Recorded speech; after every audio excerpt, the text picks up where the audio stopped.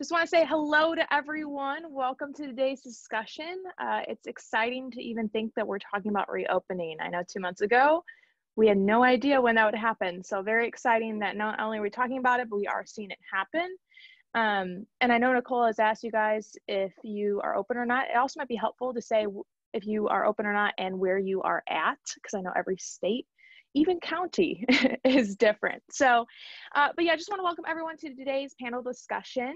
I just want to go through some introductions so you kind of know who everyone is and where we all are coming from. So first off, I'm Heather Hartman. I'm going to be your moderator today, and I'm with Box Pro Magazine.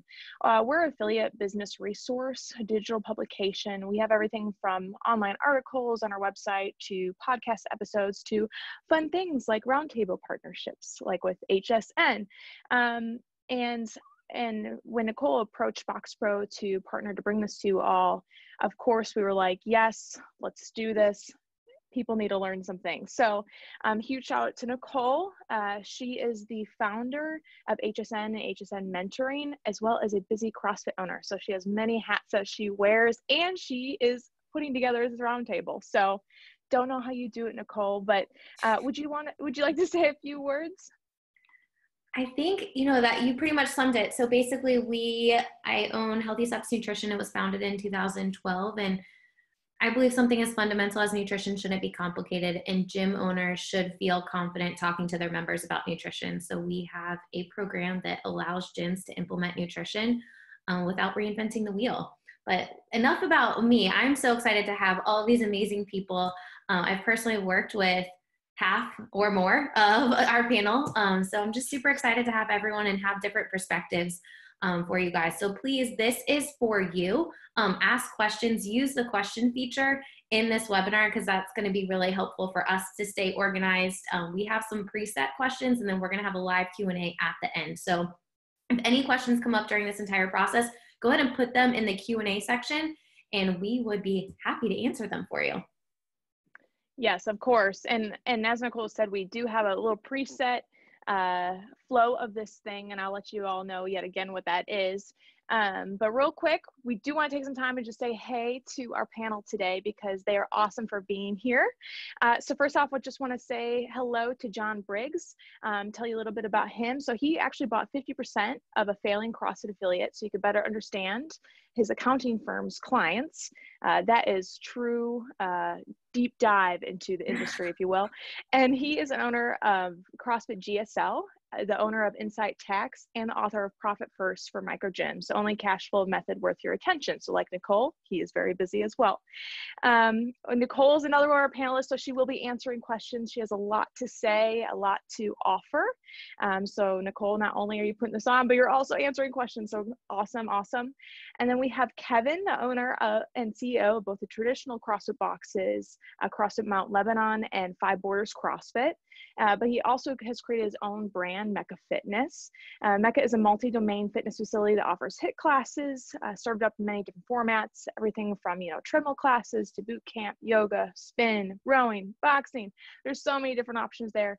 And plus he has a side hustle nutrition consulting business through HSN with 6 nutrition coaches, because nutrition is key. Kevin said his gym's reopened this week. And I know Nicole had said her gym reopened this week as well. So I just want to give you guys some context in that. And then Jack Green he's a founder of CrossFit Liberate and has been a CrossFitter since 2012.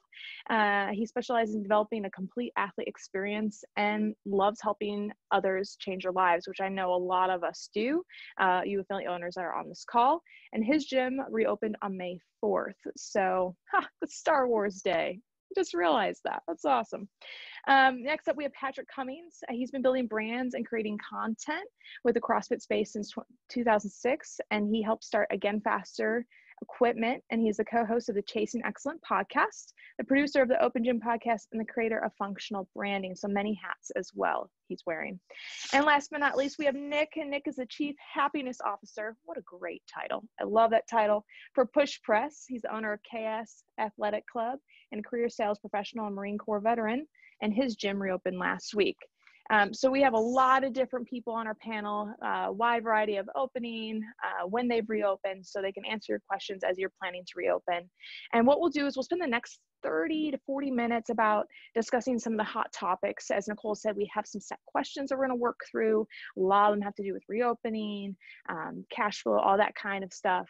And then we will open up to questions. As Nicole mentioned, there is a Q&A feature. That's how we'll be using the Q&A time. Is if you submit a question in the Q&A feature, you can find that at the bottom of your screen. It'll be easier to organize versus just throwing it into the chat. We totally might lose you if you throw it into the chat. So please use the Q&A function. Yeah, and hopefully we get everything answered today and you walk away ready for what's next. So let's waste no more time. I think we need to just jump right in.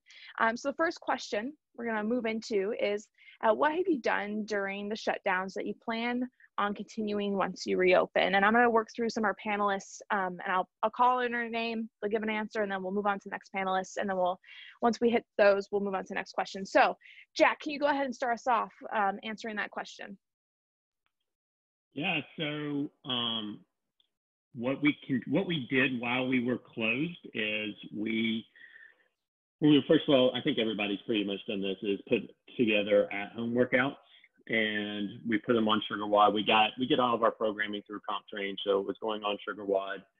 So people were getting those at-home workouts. We decided to take it a step further, and we created our YouTube channel. So we would go through everything that you need to be successful in the workout, from a warm-up to going through any movements that you're going to see in the workout. Explaining the stimulus, all of that kind of good stuff. I know that we are going to continue that YouTube channel, even though that we're already open. One, to support members who don't feel comfortable coming back to the gym yet. And two, I believe it's going to be a great prospecting tool. So my other job, I'm a financial advisor for Morgan Stanley. So I handle, obviously a lot of sales and client service, which is a lot of what I do for the gym. I don't do a whole lot of coaching. But I do handle a lot of our sales side. So it's great if you have somebody that you want to join the gym, you're talking to them about the gym, and you're just trying to make kind of a soft sell. So, hey, we've got this YouTube channel, check it out, do some of the workouts, see what you think. If they start doing those workouts, they're more than likely going to become a member of the gym. So that's something that we're going to continue, even past opening, that we started while we were closed. And I think it adds a ton of value to people who are already members. Say you travel a lot, or you can't make it to the gym as much as you would like to during the week. You can hit that at-home workout. You've got somebody that you recognize explaining it. It's our head coach and my business partner, Jan Kozak, who does all of our YouTube workouts. So I think it just adds a lot of value to your membership.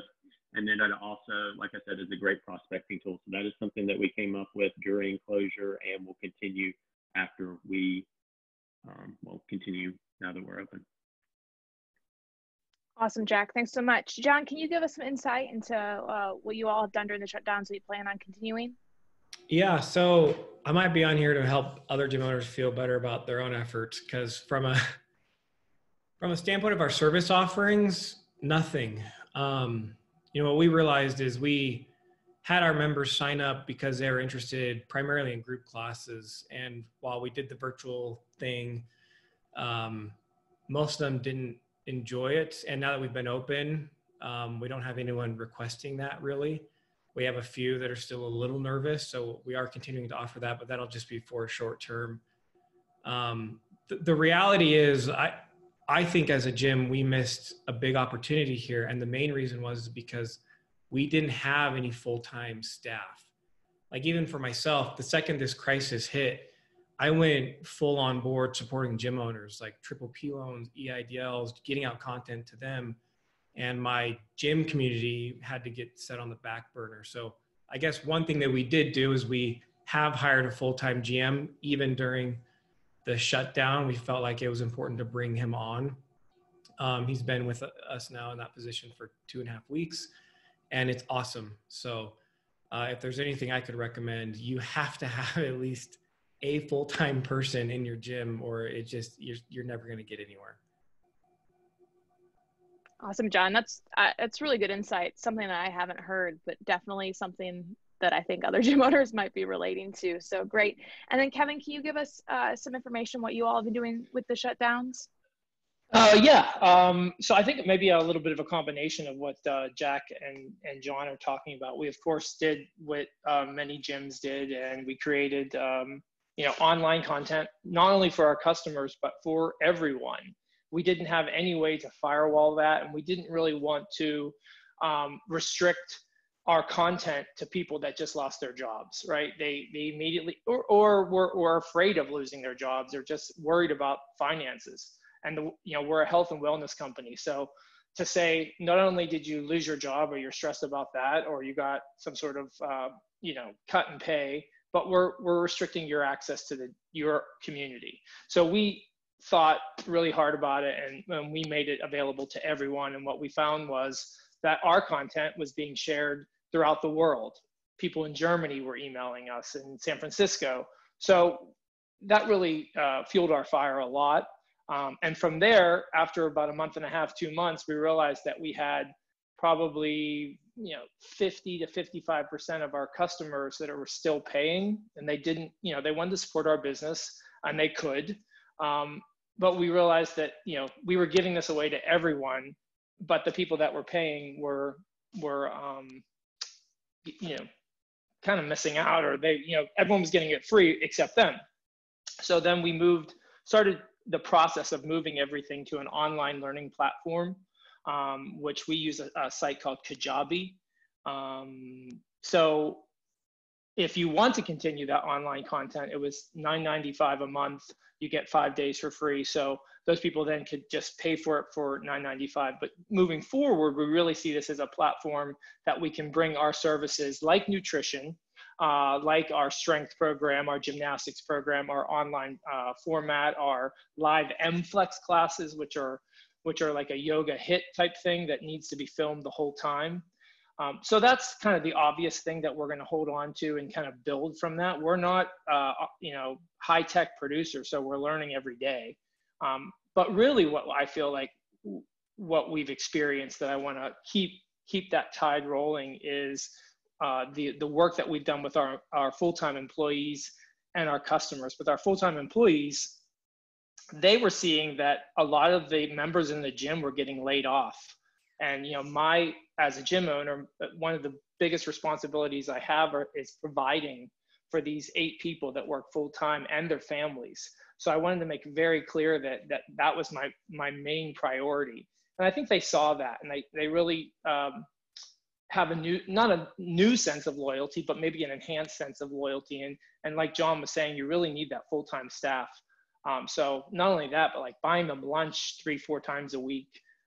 They were working really hard every single day to create the content, get the gym ready, things like that. And then finally, working with your customers is that about 2-3 weeks ago, we started a survey of what do you want to see change? What are the times you want to see? And getting that feedback directly to our staff, they had access to it, and they could see the things that people really were responding to. And in many cases, there was some negative feedback, and it was great that they saw that as well. And it wasn't delivered from me specifically, it was delivered from our customers. But overwhelmingly, we've got amazing stories of why people love us. And what that does is it really fuels the passion that the staff has for working here. So I suggest getting surveys out there at least once a quarter, so you can hear from your customers of why it is what you do is so important. And that's really going to motivate you more each and every day. That's awesome, Kevin. Thank you. Yeah, surveys are key in a lot of areas. So great. Thank you so much. Let's move on to question number 2. So what are you changing when you reopen your facility to cater to your clients' needs? So definitely, kind of as Kevin said, even what needs to be changed, but definitely some things to think about as a reopening concerning guidelines and all of that. Jack, can you go ahead and just fill us in on your thoughts on this question? Yeah, so I'll answer this in a couple of different ways. First of all, I'll start out with, what are we doing in specific response to COVID-19 and guidelines and sanitation requirements? So we're required to post up the guidelines in the gym in a couple of different spaces. But the main things that we are doing is constantly cleaning, constantly sanitizing. You know, we check everybody's temperature when they come in the door. We ask them to hit the hand sanitizer. We bought and I stole this from CrossFit 404 out of Buckhead. They were doing this when I went and visited a while ago, but we bought like a sprayer. So like if you go and spray Roundup or weeds or something with a sprayer, we bought one of those. So when people do burpees on the ground, we just literally go through and spray, and like we spray down everything. I come home and I smell like bleach. So, you know, that's something we're taking more precaution on. You know, we cut class sizes down. When we were running wide open, we were 20 people in the class, 2 coaches. We were right at about just under 300 members. When we closed down, we are at 262 today. But kind of the second answer to that question is, I think everybody, when you're shut down, how many times or how many chances do you have to completely review your business when you're not having any clients or any athletes come in? So we sat down from day one and like, okay, how can we improve things going forward? What feedback have we been getting from athletes? And we send out the quarterly survey to everybody. So we're constantly taking in feedback and what we can do better, and how we can provide a better service. Our main goal has really been over the past 6 months to work on retention.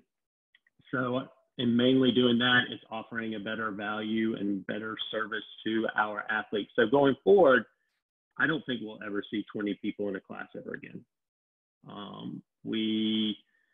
Even though having 2 coaches at those classes and trying to provide, like I said, the best coaching possible, there's something that was just missing. So what we're going to do is, even when we are able to increase class sizes, right now we're at 9 per class. We have a 5,000 square foot facility, so it's no problem as far as distancing and things like that. So we are going forward, I don't think we'll ever see any more than 14, maybe 15 in the class, and really trying to up the coaching and the level of service that everybody's getting while they're in that 1 hour. So that's something that we are going to do to, like I said, improve clients' needs and improve level of service, which therefore should improve profit, improve retention, and continue to grow as a gym. Yeah, awesome. Thanks, Jack. And just a reminder to our audience, if you all have questions that pop up, please feel free to submit them in our Q&A. We will get them to them at the end, or we can maybe even type an answer in while we're talking. So just a reminder to use that function. Nick, can you go ahead and fill us in on, what is maybe changing as you reopen? Yeah, I'd actually echo a lot of what Jack said. And while we're a little bit smaller with about 250 members pre-COVID, we saw about the same 10% kind of churn coming through until we reopened last week. And we never really required reservations for our CrossFit programming. We did for like youth and some of the other programs that we offer. So one of our permanent fixtures is going to be reservations going forward. I think the staff has really enjoyed knowing, having that advanced knowledge as to who is going to be showing up inside the class. And while they can always kind of pivot on the fly, and just much like Jack, 2, sometimes even 3 coaches in a busy class, or like Mondays, things like that, just not necessarily packing people in has been kind of a breath of fresh air. With regards to kind of the COVID, obviously a lot of the same sanitation measures with regards to cleaning. One thing we're still kind of on the fence on, but I think we're actually leaning towards is, with everyone's got we did 12-foot by 12-foot sections for each individual client to have their own workspace. And every day those are pre-set up. And that way the individual has their own barbell, their own set of plates, their own dumbbells, whatever the equipment is that's necessary. And we're actually leaning towards keeping that model going forward. So even as we continue to open up these class sizes to, we'll probably kind of cap out at around 15 in the future. Will be 15 preset workstations. And that's something that we already do for the boot camp that we offer, but we have not historically done that for our CrossFit program. It makes the setup and tear down time of every class so much easier, even with the additional cleaning procedures that are put in place. We don't have people just wandering all over the place. And I think it's led to a much more organized and well-facilitated class experience for the members. So yeah, those are the big ones. Awesome, Nick. Thank you. Yeah, I pictured members just wandering over the gym like they do during class, and they no longer do that with their squares. Exactly. So, yes, awesome, great. Okay, we're going to move on to our third question. It is, how are you spreading out cash flow? And John, I have you as answering that. Can you go ahead and give us some insight? Yeah. So, probably the first thing, shameless plug. I think the book Profit First for Micro Gyms is probably one of the least expensive resources a gym owner can get right now, less than $25. That'll teach them some cash flow tips. So obviously, as our gym, we use the Profit First method. And it's even more important now in a scenario like this, because what Profit First does is it helps you identify expenses that are not productive. And based on what's been going on, expenses we've had in the past that might have worked might not be expenses that work going forward. So for us, the Profit First method helped us uncover how many unprofitable class slots we had. So one way we've been spreading out cash flow is we just simply reduced the number of classes. We found the ones that are most highly attended, and those are the only ones we've opened up so far. And we're going to keep it like that until we have enough commitment to open up another slot. I think it's important for us to realize too, when you reopen, you're not getting back to your pre-COVID revenue day one. It will take some build-up time. And so one of the things that we created, in fact, in the workbook, if you go to one of the links that's on there, we'll get you a 13-week cash flow tool that we've been using. I think it's important that you actually sit down and look at the exact cash flow that's likely going to come in on a weekly basis for the next 13 weeks. And by doing that, you're effectively spending the money on paper first, and you'll see which weeks you may get in trouble. And so you have enough time and lead time to plan for that. So that, I think that's one of the other tools that has been really successful for us to spread out cash flow. Awesome, John. Thanks so much. Appreciate that. And Kevin, how are you all spreading out cash flow? Oh God. Well, we're in a little bit of a different situation because we're also in the middle of $850,000 build out for 2 new gyms. So we're in the middle of construction. It had to stop, obviously.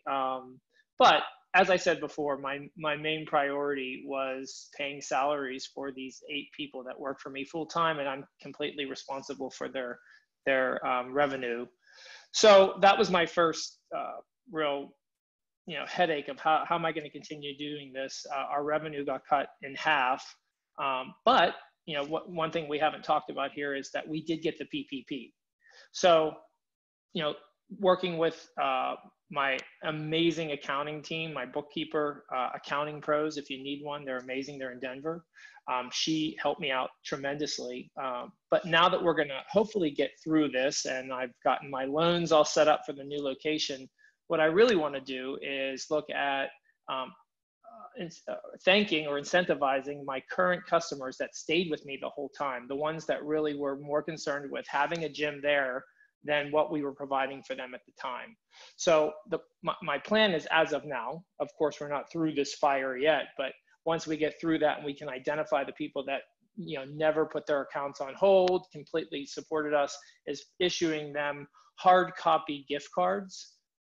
Whether that be, we're gonna have to do the math, but maybe like $100 to $150 gift cards that they can either use for their dues or for our retail shop or our smoothie bar, or they could give it to someone as a gift, creating more membership for us. And that's really going to be up to them.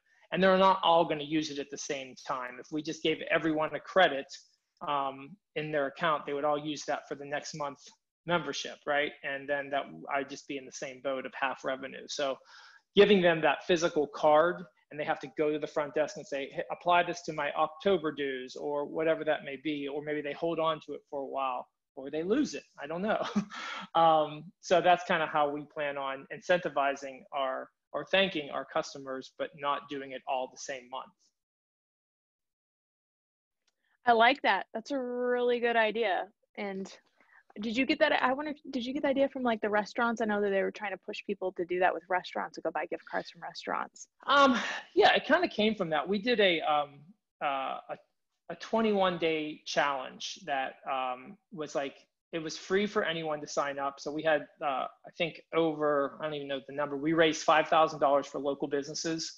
Basically, every one of our coaches did it like a 40-second video and said, today your challenge is drink more water, or go for a walk, or listen to an old CD, just something for these people that were stuck home to look forward to. And what they did was they donated money through our PayPal account, so it didn't go through our MindBody. And they said which local business would they like to support. And if they got 18 out of 21 tasks done, we would then give them the gift card that we bought with their money, or to someone else that they want to gift it to. Little did they know that we were going to give it to them regardless if they did 18 or not. But the idea was that they were supposed to hit the yes button or the no button. So just working with all those gift cards, it did kind of like spawn that idea. But it was a great opportunity for us to not only help support other local restaurants and nail salons and get our name out there more, but we have all these email addresses of people that don't go here that we'll be able to spam. Huh, that's really interesting. That's fascinating. That's really cool, Kevin. Thanks for that. All right. Next question for you all, for our panel. How has your branding changed over the past 8 weeks? And Patrick, can you go ahead and share with us your thoughts on that? Yeah. First, thanks for having me.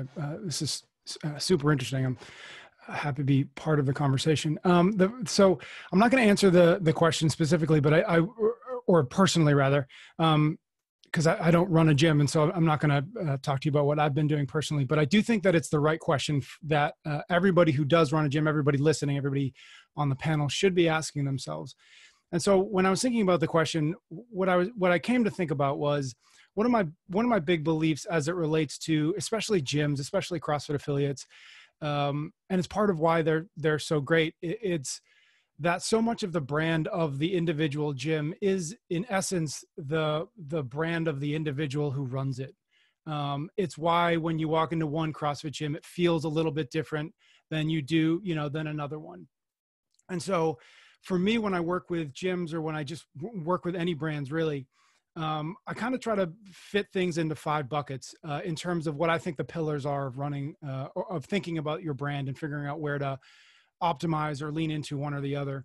And the 5 buckets are kind of in order of importance. The first is the individual at the heart of it. It's the self, the person who started the business. From there, it's the values at the heart of that business. And that's everything from literally the core values to the personality of the brand to the what makes them different from other options in the market. From there, you go into the tribe, which is the individuals who that brand exists to serve. And then from there, a website, and then from there, content.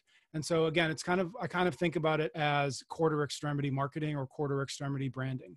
And so going back to that, really what's at the core, the folks listening, the individuals at the heart of the gym, what I would suggest you do as you ask yourself this question of what has changed in my brand, in the branding of the last 8 weeks, what I'd really encourage people to ask themselves, or I'd encourage people to do, is a really honest audit of how you responded to everything as it was happening.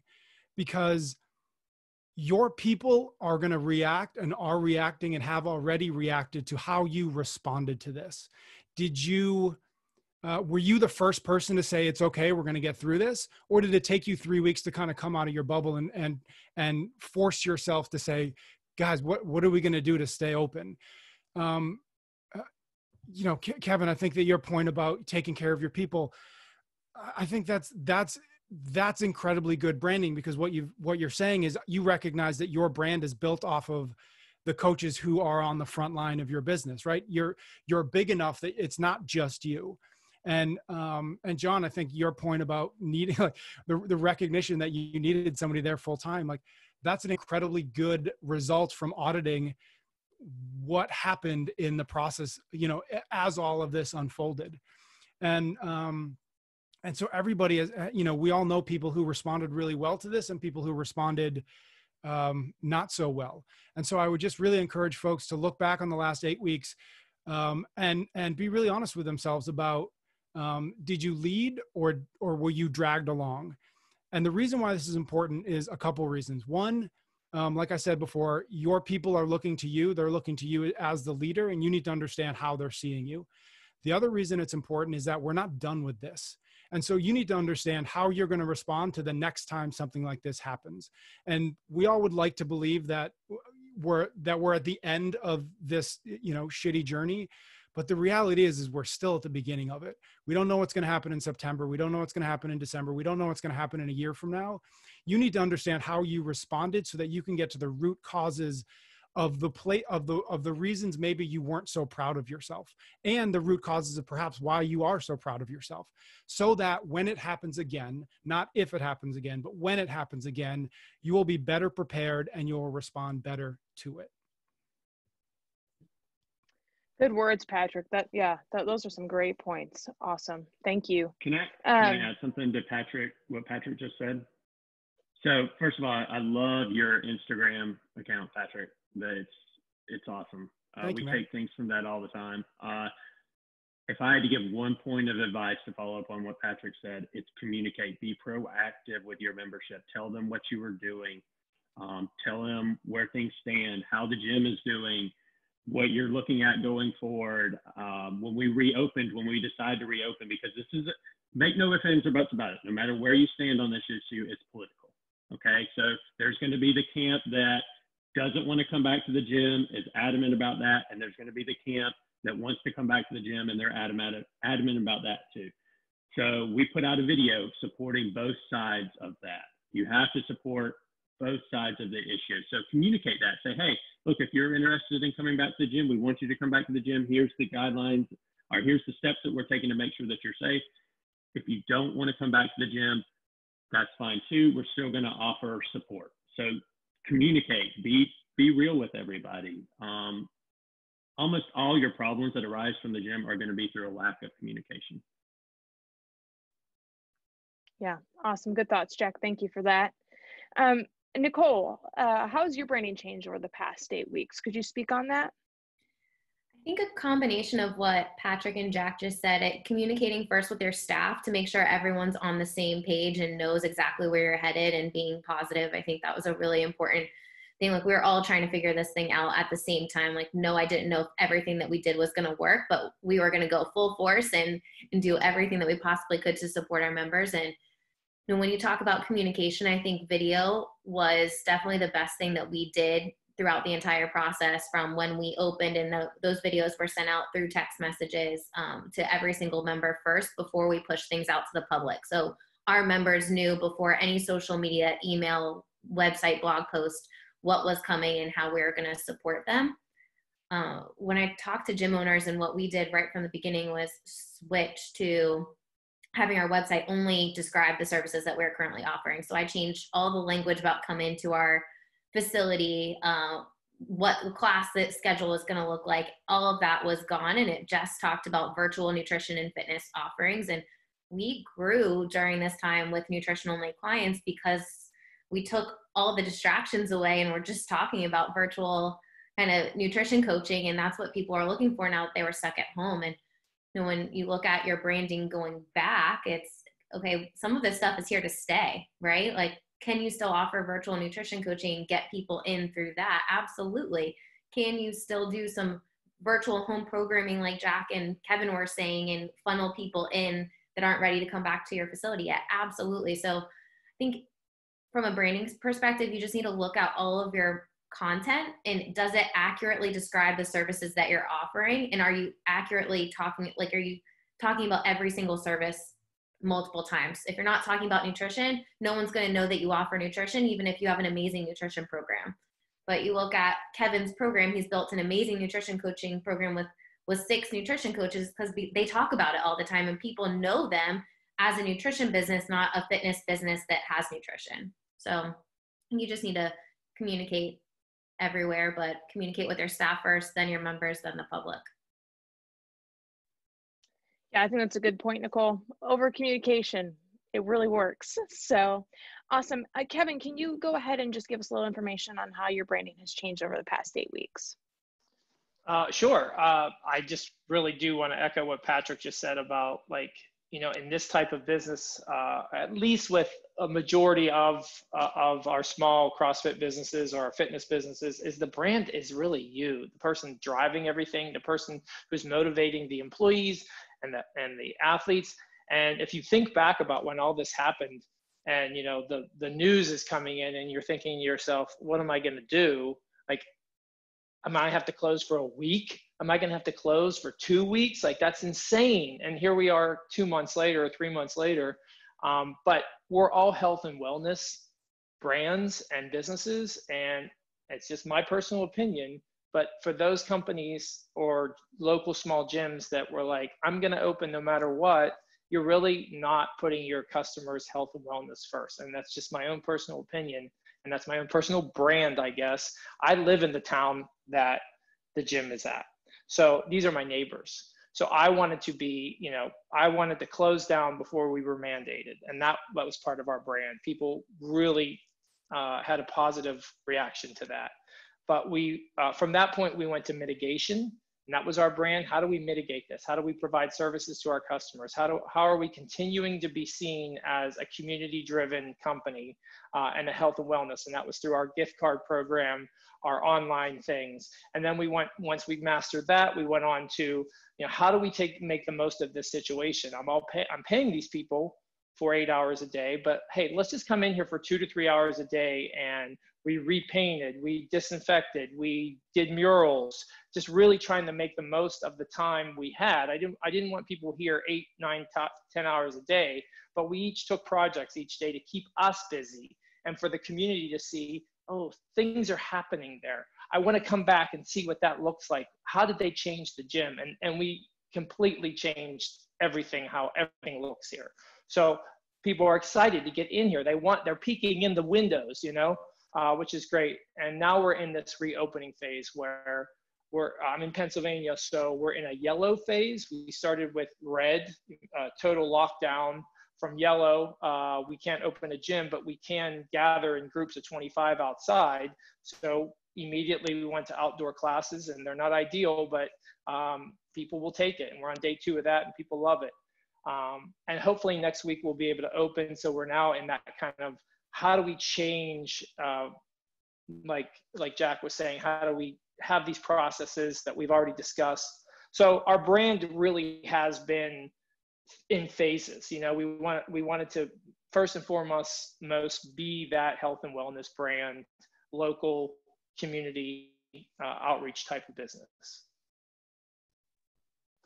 Yeah, no, I think that's awesome. Thanks, Kevin. It's good stuff. Great. Another question, we're going to move on to our next question, is for gyms who have not yet opened, any advice for them? Any advice you guys can give? And Nicole, can you go ahead and start us off on that?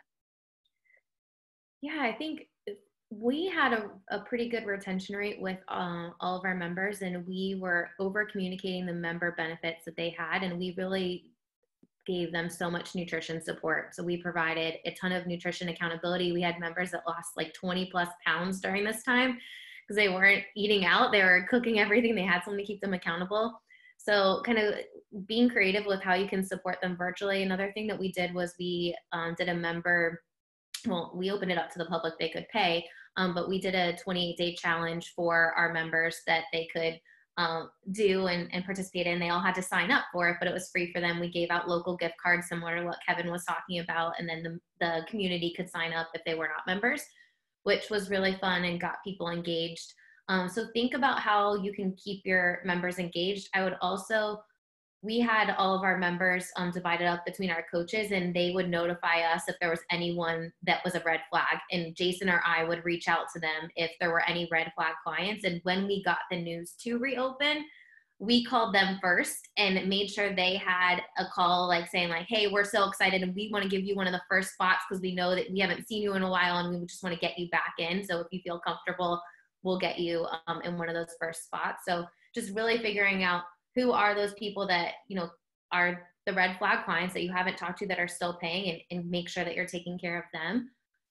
But yeah, get creative. And another thing I would think about too is like, what do you want your welcome back moment to be like? I'm a huge fan of the power of moments. I wrote a blog about this yesterday, but you know, like one of the things that we did was we hand delivered bags, like goodie bags to every single person, every single member that had like a thank you card and a mug and a t-shirt. But everyone was so excited about that. And that's something that you can start thinking about now, like show appreciation to the people that have stuck with you this whole time. Like, yes, we're all providing value. I get it, but they're paying for a service they didn't sign up for at this point. So showing appreciation, I think, you know, when I think of one word that I want to describe all of our people, it's appreciation. Like I want them to know, like, thank you for sticking with us. So any way that you can do that, I think it's a really cool opportunity right now to be the positive side of this really crappy 10 weeks that a lot of people have had, you know, their world being shut upside down. So yeah, just think about how, and we have that welcome back blog. Ashley posted it, and kind of think about what are the cleaning things. Like Jack was saying, we have the same like spray pump thing that we're doing with bleach. Like, can you order that stuff now so you're not waiting for it to come in? We did little cleaning caddies and every single square. So can you get some of that stuff so it's ready to go and you're not scrambling at the last second? That's what I would recommend. Can I add something that Nicole was talking about? Her 28-day challenge, which was amazing. It really gave our members an added bonus. And then we sold a few of those for $85 a piece to people that aren't members. But what we plan on doing with that, you know, we took what she did and we added a little bit of our own information. But what we plan, the work's done, right? It's just sitting there. It's just sitting on the web, and it's a 28-day at home. Well, this is going to, like Patrick said, it's not going to go away immediately. It's going to be with us for a long time, but people are going to start going back to work. So the 28-day challenge was really for people that were kind of stuck at home. But what we want to do with that is, because we're opening another facility, is we want to take that information and take that to corporations that are based in where our new location is. Lots of HQs, Uber's based there. And we want to give them that and then give them a code so all their employees can use it for free, but they have to put their email address in.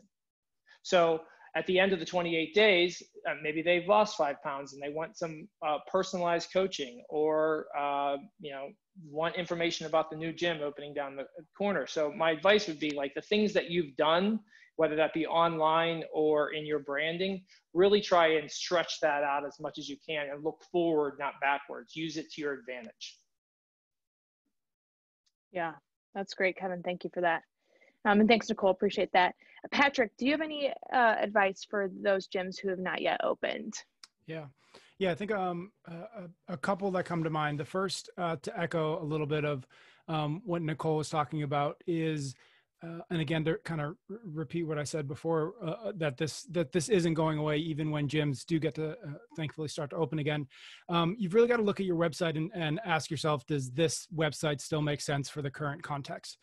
And so that's the first thing, is to recognize that you don't get to ignore your website anymore, because people are still going to go there, and they're still going to, and now they're looking at it in the context of coronavirus and not in the context of 2017, when the last time you touched your website, or whenever it was. So that's one thing. And that kind of feeds into what another thing, and it's a much bigger, broader thing, which is, or a bigger, broader idea, which is to think about how, again, on a branding, or in a branding perspective, how can you position your service in such a way that people understand that it's an investment in their own safety and security? And what I mean by that is, and by, you know, maybe a better way to say that is an investment in their own survival. And I mean survival in the kind of the Maslow's hierarchy of needs sense of things, right? At the base of Maslow's hierarchy is basically, you know, water, food, safety, et cetera. So you're not going to solve that. But the next two layers are belonging and safety to a large degree. And in the one of the things that we're all living through, is a recognition of what happens when a world, a culture forgets that there are consequences to not taking care of yourself. Coronavirus has done one thing really well, which is that it's exposed all of the places that we pretended weren't an issue. And on the level of the individual level, the reality seems to be that the people who are most adversely affected by this thing are those with some pre-existing condition coming into it. It's not to say that it's not going to, like, we look at Chris Spieler, he got it, right? Like doing CrossFit is not going to prevent you from getting a virus, but it's probably more likely than not going to save you from a ventilator, right? And so even more than 6 months ago or a year ago, gyms, CrossFit affiliates need to figure out how they can message and position their service as the means by which we take care of ourselves on a very real level. And I think that that's going to be important for two reasons. One, because now coming out of this, people are going to start looking more closely at where they're spending their money. And if you've positioned yourself as a nice to have and not a need to have, you're going to start to lose people, or less people are going to be interested in engaging with you in the first place. If instead you can start figuring out, again, back to what I said about the website, if you can start to figure out the right way to message what you're doing as an investment in protecting yourself, you're going to get a lot more people who at least are going to be willing to go that first step with you and that second step with you. And on top of that, one of the things that I'm hearing today, especially from Nicole and others, is think about, and this is an annoying marketing term, but think about where you can build and take advantage of lead generators. And so I think one of the things that we're all coming out of this, and a lot of gyms are like, okay, we've got some Zoom classes, we figured out how to use the internet a little bit better, and that's great. I would really caution people against putting that kind of stuff behind a paywall, because really that's such a good lead generator. That's such a good way to capture email addresses and some attention that you can then build off of on top of that. Because ultimately the service that you provide, it's not ideally served in a Zoom environment. It's not ideally served in a Google Doc or whatever, like as well as you could do that. Your ideal service is in person. And so what you need to do is you need to build as much trust as possible as early in the relationship as you possibly can. And so if you start thinking about how can I create value before I ask you for any money? How can I prove to you that I'm worth $150, $250 a month first, before we ever have the conversation about, well, this is how much it costs to come in here. And so those are just some things I would encourage people to think about, is how can we position ourselves so that we're an investment and not a cost? And then how can we prove that early and often before we ever start to ask for a transaction? Awesome, Patrick. Great questions for people to ask, for sure. And Nick, do you have any advice when it comes to those who have not yet opened? Yeah, just kind of playing off what everyone already said. I like to think of it as communicating through the lens of accountability and coaching, and not through the lens of access, right? So I've seen a bunch of gyms. We did Push Press did a grant. We had tons of applications come through. And in those grant applications, one of the questions was, what was your churn, or what's been your revenue decline? And in almost all cases, the ones that had a very steep revenue decline almost phrased a lot of the answers to the questions that we asked along the lines of their clients couldn't access the facility.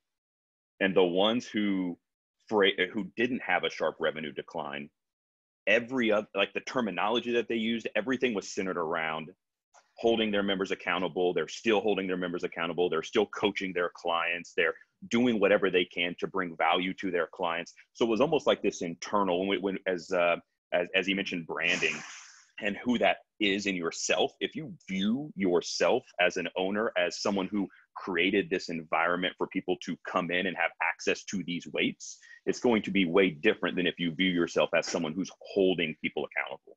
So just starting right there, and if you know that you're not going to open for a while, flipping that and understanding why you got into this business, I think is critical. And from that point, update the website and update your, everything else will radiate from that point. I think the other part is just kind of, as you do that, you'll be able to maybe realize that there are some pivots. So we are kind of going full bore on individual design here at Kansas Athletic Club, with a big chunk of it realizing that when we opened our doors, that's not the finish line. Like we've already alluded to, that's not going to, we're going to go through, there's going to be this prolonged drug out process for years, maybe. And there are people who have replied to plenty of surveys that we've done at Push Press that say that they won't step back into a gym until there's a vaccine available. Well, if we're looking at 3 years, 2 years, whatever that might be, and they're not coming back into a gym, Rogue and Rep Fitness are not going to be back ordered for the next 3 years. People are going to get equipment. Psyches are going to change. People are going to realize that they can get fit in their garage. So recognizing that we can do nutrition without you being here inside of our four walls. We can do programming without you being inside of our four walls. Are all those different value things that now you can start to plug into that you started during a quarantine, but we can continue to offer as the world kind of opens back up. Yeah, no, that's great, Nick. Those are some good points. Very interesting stuff. Awesome. All right, we have one final question before we open up to our floor for any questions from our audience. Last question for you all. For gyms who are opening soon, do you have any advice for gyms who are opening soon? And Nick, we're going to go right back to you if you don't mind just keeping yourself off mute and answering. Yeah, so we saw about a 50% return in clients the day that we opened our doors. There's been about another 20% about a week later, and we're seeing about another 20% this week. If you're opening soon, again, don't look at that opening as the finish line where, and I think John said it earlier, when you open, you're not going to immediately go back to your original revenue that you had pre-quarantine, right? If you did have some churn, if you haven't done what some of these other leaders in the industry have done and seen an increase through other methods, you just can't look at that being the finish line. I think someone answered asking in the Q&A, like, should we change prices? I don't know that that's necessarily a great idea out of the gate. But one thing that's important to understand is that every service business is really built from a pricing standpoint on volume and on velocity. Our volume is going to be forced to change in a lot of cases, unless you were already operating on like 5 people per class and that was just your business model. Your volume is going to change. And I know that for a lot of gyms who have back-to-back classes, now you got to implement cleaning protocols. So your velocity changes. You're not going to be able to have back-to-back classes. You're going to have 15-minute gaps, 30-minute gaps, things like that. When your volume and your velocity change, ultimately your price will have to be changed at some point in the future. I like to equate it to the barber shop who can no longer cut 50 people's hair in a day. Now all of a sudden they can only cut 30 people's hair. The price of a haircut goes up. Same thing may very well happen in this space. And so I think that people will expect it. You're seeing restaurants already start to add the $3 COVID tax onto your bill. So as you begin to get close to opening, start to keep an eye on what that volume and velocity equation does to your business and see whether or not you should be looking to adjust prices. And then start mapping out what the communication plan for that might look like, what the timing for that might look like. Again, I wouldn't do it today. I think Jack replied to one of the questions in the Q&A here already. I think it's a bad look today, but that doesn't mean that it's inevitable and that you can just put this off forever and expect that in 3 months we're going to be able to go back to 20 people classes back to back, just sandwiching people in. I don't know that we'll see that environment for a very long time, if ever. So. I guess the last point would be lead through positivity. there's a lot of negativity out there. And if everything that we speak to our clients in our communication, if everything that we post on social media is about how we're forced to shut down and we don't get this and I can't do that, your community that follows you as that leader is going to be drugged down by that, and they're going to be negative as well. If you can speak through the lens of positivity, hey, the gym is open, we get to be back in here. It may only be 3 days a week, guys, but this is awesome. I can finally see your faces. Speak through that lens as opposed to getting captured in with the rest of the negativity that the world grabs. And all of a sudden, you'll notice how much sunnier your community is, and you will have brought that sun to them. Yeah, good stuff, Nick. Yeah, I think those are some good points. And I do think it's important to remember this will probably go on for a long time, even though we'd all love to see it bounce back in 2-3 months. It might be a while, if, as Nick said, ever. Jack, can you go ahead and give us some advice for those gyms who are opening soon? Oh gosh, for gyms that are opening soon, I'm not sure really can add a ton to what has been said, other than, like I said, the communication is going to be key. I'll just echo that once again.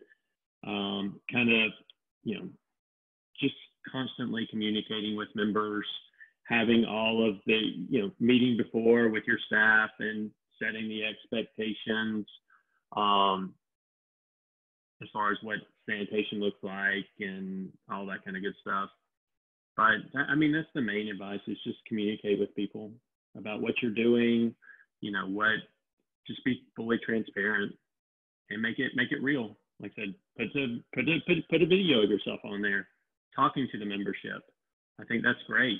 People will get to see that it's human, that, you're doing everything that you can to keep them safe and to still provide the same level of service, if not a better level of service, before they left. Yeah, definitely. Awesome, Jack. Good stuff. And Nicole, do you have any advice for gyms who are reopening or who are opening soon? Yeah, I think so. What Nick had mentioned earlier with not having a reservation system and then starting to do that, we were in the same boat. We did not have people reserve classes, and now they do. So what we asked, especially for the times that we're super busy, is just the people that have a little bit more flexibility in their schedule, please go to a slower class time to allow people that don't have flexibility to come in for those times. Also, with new people signing up, I want to make sure that the members who stuck with us have first priority with like the ideal class time. So new people signing up, we're telling them these are the X number of classes are the class times that are open, not the busy ones, so that our members have first priority for that. Some people asked about limiting like 12 times a month. We have a membership that's 12 times a month plus nutrition, and that's the only option that people have to get started with us. So I'm automatically kind of limiting the amount of people that have the potential of, reserving some classes, and they'll still get really great results because they're having nutrition. So kind of thinking about, all right, what are your busy class times and what will your schedule look like so that everyone has an opportunity to get in the gym. And also what Patrick had said with virtual lead capture strategies, think about how you can do that. One of the things that we did, and we're actually doing another one tomorrow for our HQ location, is a virtual nutrition seminar. We had 140 people register for the first one. There's over 100 registered for tomorrow. So this is a great way to get people just hearing information about us that we can funnel to the gym or just virtual nutrition coaching if they're not ready to come back to the gym. So yeah, just be flexible, over communicate, plan ahead for sure. Someone asked, we don't do signups. So there were some questions about this, like reservations, how far in advance. We do a week out. People can register for classes. They can kind of plan their week for reserving a class, and then they can register up until an hour before the class. There's a waitlist system. We use Push Press. It's super, super easy. Waitlist system that people can register for and get an alert if someone cancels, and we ask people to cancel 3 hours prior to the class to give people on a wait list an option to get to the class. So yeah, I think positivity, like you guys were saying before, like we were super excited about the reservation system, and our members are liking it. They're saying it's an extra layer of accountability. So you can awesome. spend anything to make it good. Yeah, and if you don't mind, I want to add one more thing here. You know, when you do open your doors, it's important to keep in mind that the people who walk in the door on day one are the people who aren't scared. Like they may have a tiny bit of fear, but they don't care. I almost look at this as like you unlock like another level, right? It's like the people that walk in the door, they don't care. That doesn't mean you should become complacent, because they're going to be the ones that are like, come up and give me a hug, you know, and because again, they're fearless when it comes to this thing, right? So don't get roped into that or pulled into that and assume that the other 50% that haven't walked in, like, don't forget that they don't feel that same way. So keep going through the steps, keep implementing your plan, keep showing what you're doing, keep communicating with the individuals who aren't coming in and figuring out what would make them feel comfortable, what would make them feel safe. And you'll get another big batch after a couple weeks, and they'll kind of be like, oh, okay, I'm supposed to be back in here. Okay, I'm kind of getting used to this. You'll watch them like riding the bike for the first time type of stuff, right? And again, don't get complacent, because there's another 30% that still need to be unlocked that are the next level up. So just because that first group comes in and they want to like high five, share the chalk bucket, do team workouts, all that other good stuff, doesn't mean that the other 50% feels that way yet. So you still have to keep doing what you're doing. Yeah, I'll add to what Nick said. We saw the same thing. It's like the first people that come back to the gym will literally hug you and they don't care, right? Then you'll start, now that we've been open for coming up on pretty close to a month, we're starting to get the next wave of people. They're like, okay, all right, I'm tired of being at home and everybody looks like they're having super fun at the gym, so I'm going to come back to the gym now. So yeah, you can't let your guard down. And then I think we'll start to see even more of those people come back over the next month, Nick. So we saw the exact same thing. Yeah, and I know chatting with Nicole yesterday, Nicole, you had brought up that no matter what your belief is in this whole thing, and what if you want to give hugs, you need to kind of go to that last level of like understanding, kind of what Nick was saying, that last 30% that's not going to come in. You can't grow complacent at that, and you have to have that at the beginning. So maybe even questioning, I know my member wants to give me a hug, but should I?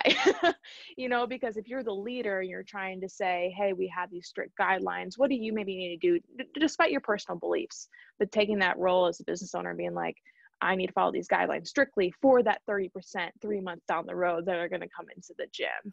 Because I'm sure if they see you high-fiving and hugging, they're going to be like, that place is not safe because that owner, you know, doesn't seem to follow the rules. So I thought that was something interesting that you brought up yesterday. I was surprised. We're really struggling with people like still wanting to share barbells. Like, it's just part of their culture. They're like going up to warm up with other barbells, even though at the beginning we're saying like, you have your own space, your own stuff, like they have their own square, but they're still trying to use each other's stuff. And if a person asks someone that doesn't feel comfortable, like, I don't want anyone to feel uncomfortable. So that's something that we're like saying at the beginning, middle, and end of the class, pulling people that go to someone else's barbell aside after, saying, hey, please don't do this again, because you don't want anyone to feel bad. But that is something that we're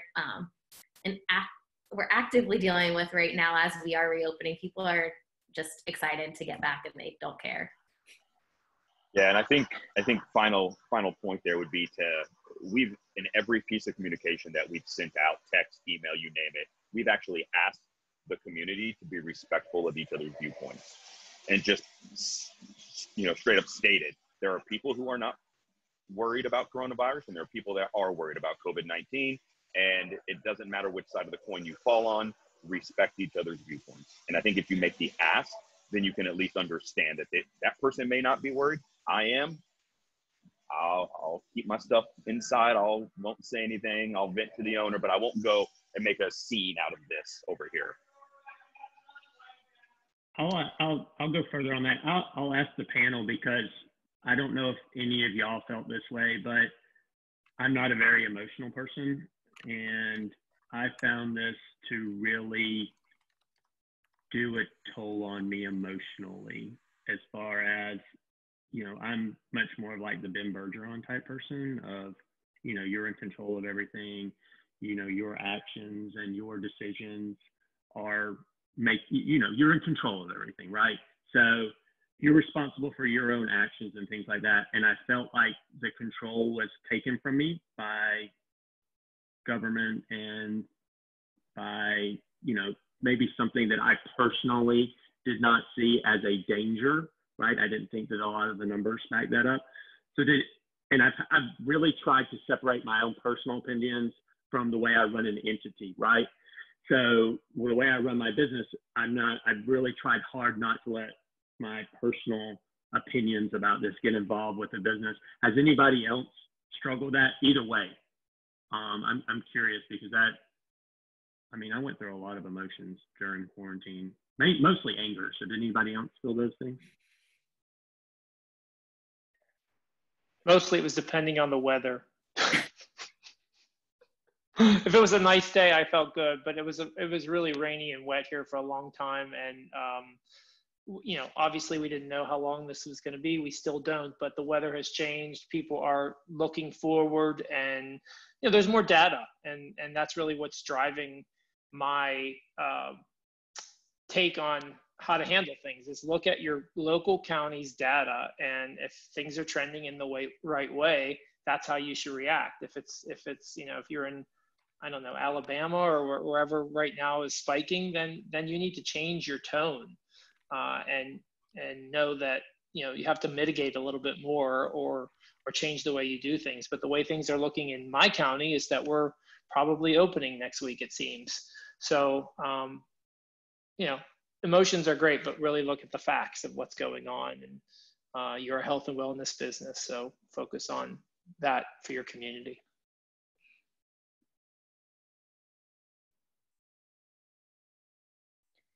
Does anyone have any other questions? I know Jack answered a few that were put in the Q&A, but if you have any questions, go ahead and type those in the chat and we will answer them for you. Any final thoughts from the panel? It's been a long couple months. Yeah, I think that was probably the biggest emotional drain, is the uncertainty. I'm very confident in our team's ability to solve any task when presented with an issue, with a problem, but the government intervention makes it tough. The confusion between state versus county and whose rules are going to take in, and that makes things tough. Here in Kansas City, we're right on the state line, so we get Missouri versus Kansas versus counties, and oh my gosh, it's like, oh, there's this gym a mile across the state line that gets to open, and yeah, so a lot of that brought in that emotion, Jack, that you mentioned. It made things a little bit tough. So, Kevin, we had the best weather that I can ever remember in the South. In Athens, it's been like not too hot. It's been absolutely amazing since like the beginning of March. Like it just, every day has been in the like 70 to 85 range. 85 range. Like we haven't really had any, we've had some rain, but it's just been, the humidity's been low. It's like everybody you talk to is like, wow, this is the best spring that I can ever remember. But yes, that helped out a lot. Yeah, it was pretty shitty here. So, I can't even imagine it if the weather had been bad, because everybody was outside. I'm an avid golfer, so our golf courses were open. Obviously, we had to follow guidelines and things like that. So, but we were all like, man, the weather's just so nice. There was a question that came in: is it a good idea to open up a gym within a month? I think right now you have a really cool opportunity to capture some virtual leads and build exposure and build your brand virtually, and doing that now with posting exercise at-home workouts, posting nutrition content, getting people to understand your brand before committing to a physical location might be a smart idea. With that being said, there's definitely people that we've been working with that have opened up in the middle of this, and they're building their brand and getting some people to sign up. But you have to leverage virtual, what content you're putting out there, and build your brand. Anyone else want to answer that one? Yeah, I just think there's a lot of opportunity. There's maybe 3 or 4 gyms in my area that are deciding to throw in the towel. You have to have real passion for this, and if you have the passion, do it. If you don't have the passion, don't do it. This is an off ramp for a lot of people that have, you know, maybe checked out a long time ago. but they had no way to get off the roller coaster, right? So now I think there's going to be some, unfortunately for some, there's going to be some opportunities in the market, you know? Yeah, maybe to add to that, I think if you, every market's going to be different. If you are in a particular area that has a lot of business professionals, a lot of individuals who could easily pivot to working at home, you might have maybe a greater immediate client base in that circle. Again, kind of throwing out virtual stuff, right? Like just who are you going to draw into that physical location? You'd have a better opportunity if you were in maybe a more affluent or upscale market. You may also have some pretty decent real estate options in the future, depending on the city and where you're at. There's going to be, unfortunately, a lot of small businesses that are getting crushed by this, right? So landlords are going to be looking to fill those spaces, and you may be able to work some deals in the future. I don't know if those are readily available in your area, though. I'll answer too. I know Carlos. He and I are going to work together a little bit on developing this new gym brand, and so I would just add that it might not be the smartest time to do it, only because the opportunities, as it relates to real estate, like was just mentioned, might be a lot better in 2 months or 3 months. And also, I would add to it is that opening a gym takes longer than you want it to, and will take longer than you think it will. And so I would never think that on a month from today that anybody could get a gym opened anyways. And so I think that realistically, Carlos, you're looking at probably 3 months. And that's actually probably a good thing for where the world is, both as it relates to real estate, but also as it relates to people's willingness and readiness to engage in what it is you're going to be giving them.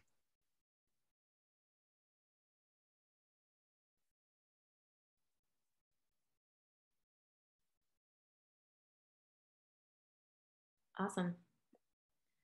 Well, if we don't have any other questions, I think we will wrap it up. Panel, thank you guys so much for joining us. Everyone had a unique perspective. Thank you guys all for tuning in. The live recording will be on the Grow Your Nutrition Business blog tonight. So if you missed any of it, or you want to go back and watch a certain piece of the puzzle, a certain piece of it, you are welcome to do that. Also, make sure you check out the free help links. There's a ton of free resources coming from everyone on this panel and so many more people. So check out all of that. All right. Bye, guys.